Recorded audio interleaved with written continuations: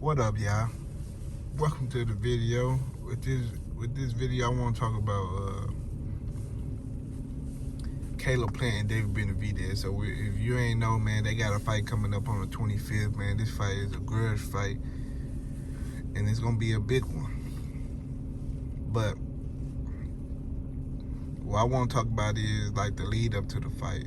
You know, in the behavior patterns and things like that I done seen from David Benavidez. Because the reason I want to talk about this, because I just got done watching the Stephen Breadman interview, which is Caleb Plant coach. He touched on this too. I know I touched on it before, but I want to make a whole video toward it. Stephen Breadman spoke on how he hopes David Benavidez fight with his anger, and he think that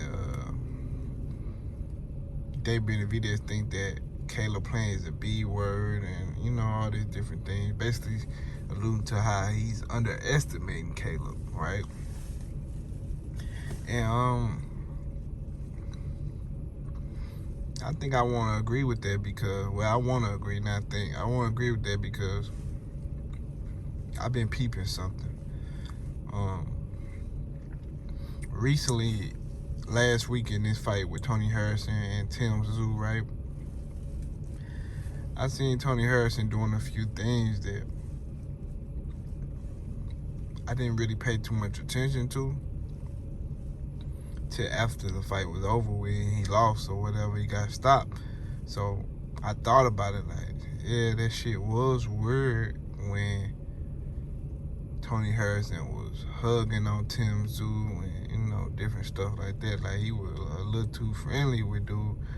And he, you know, I've been knew he had a mouthpiece or whatever, but it seemed like Tony was underestimating him. But that's not the reason why I believe he lost to Tim Tszyu. I think he lost because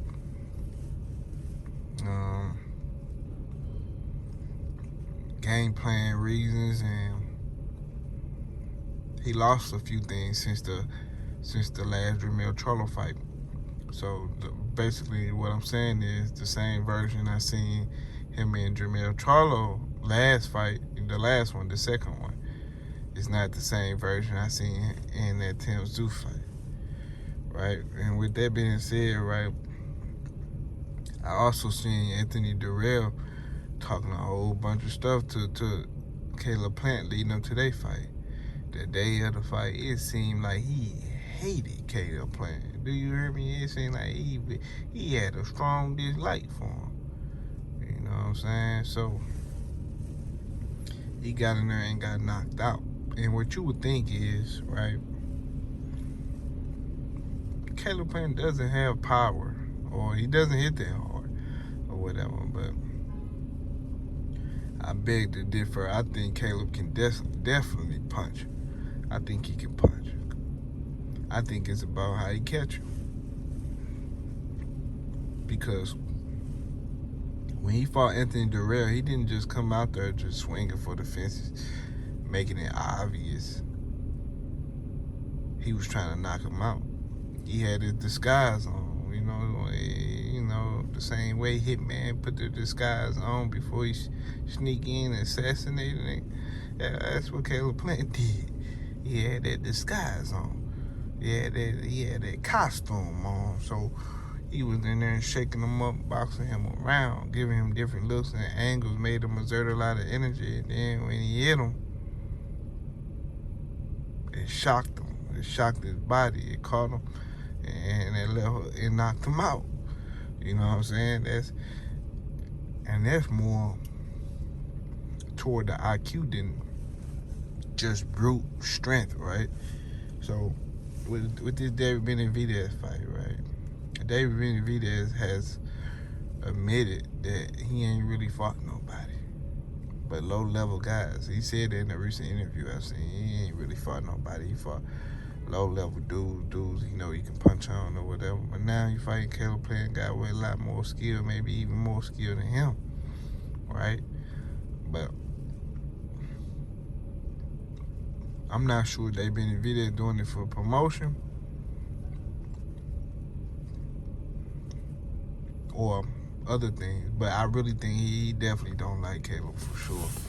You know, and maybe what Caleb doing to him is strategic. Because I'm not saying that Caleb is innocent in this situation. I mean, they fighters. I mean, of course they're going to talk crap to each other. That's what they're supposed to do. So it's like, you know, Caleb Plant,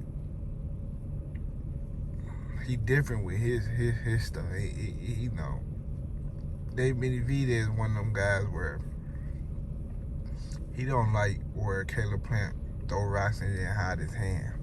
Caleb Plant is one of them guys that it's a time and place for everything.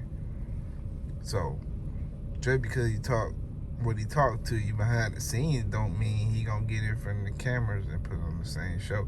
And for some reason that bothers David Benavidez and gets under his skin.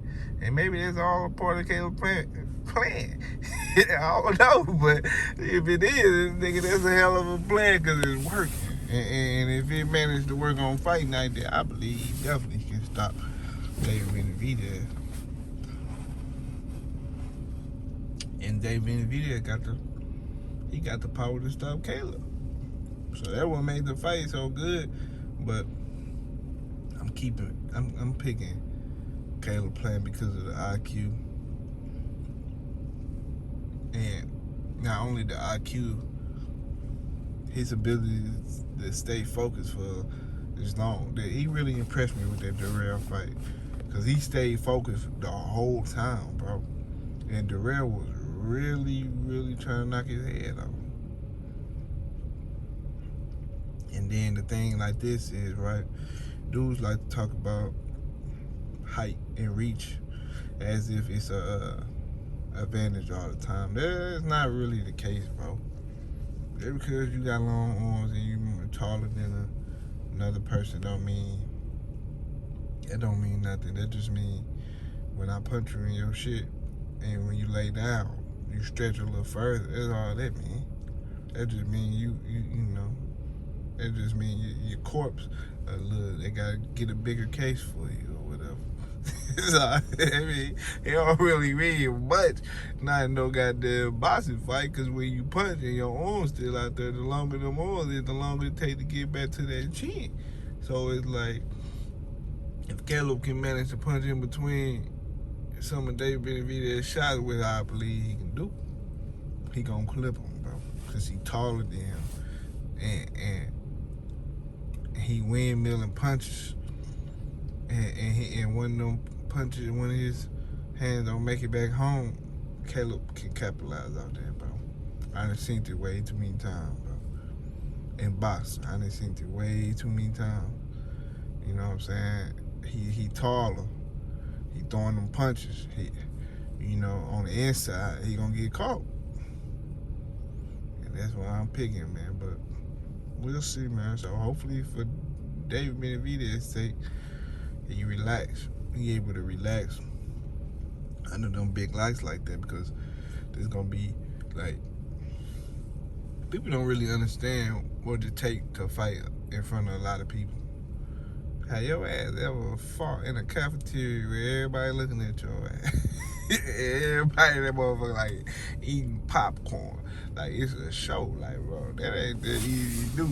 You know what I'm saying? To be scrapping in front of everybody watching. Y'all two niggas just the center of the show. You know, so Caleb Plant, he did it already. And it didn't sink in, even though he got less fight, he did it already. So I see him being a little more comfortable with the fact of it being a big fight. David Benavidez might have a little extra energy. You know what I'm saying? It might be a little anxiety, a little bit too. Damn. That's a way to get knocked out too, because when your heart rate going like a lot faster than normal, and you get hit with some things, you going to sleep. Like, when you more relaxed, why they tell you always be calm, be relaxed, because you could, you know, when you get hit, you relax, you cool, you can collect yourself again. But when your heart racing, you jittery, you anxious, and you get caught up with some things, it's night-night. That's one of the things that can definitely get you knocked out for sure. I know that for a fact. So I'm just saying, I done seen it. You know what I'm saying? For real. That's how it is. You gotta calm, settle down, be relaxed. It's hard fighting in front of all them motherfuckers like that, nigga. Your ass in there trying to prove a point, and you end up being the point. You end up being the point proven. You hear me? But it is what it is, man. I did like, but subscribe to the channel. You ain't subscribed already. I'm out. Deuces.